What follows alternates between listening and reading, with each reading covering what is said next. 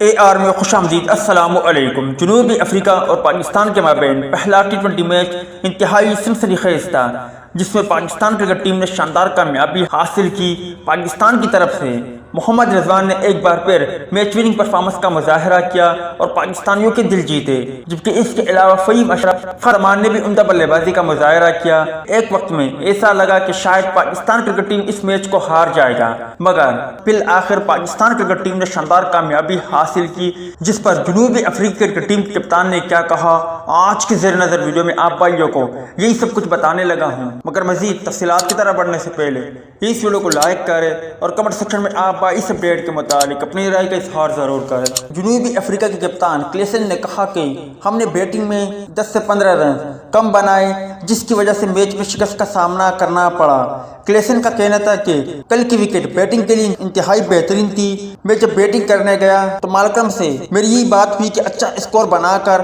Match جیت سکتے ہیں۔ اننگز کے آخری اوور میں ہم اسکور نہیں کر سکے، جس کی وجہ سے مجموعی اسکور کم بنا۔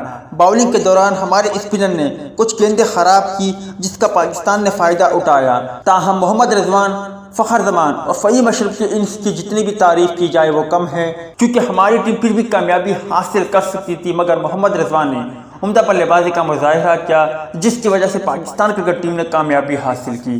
امید ہے دوستوں کہ آج کی مختصر ویڈیو بھی آپ بھائیوں کو پسند آئی۔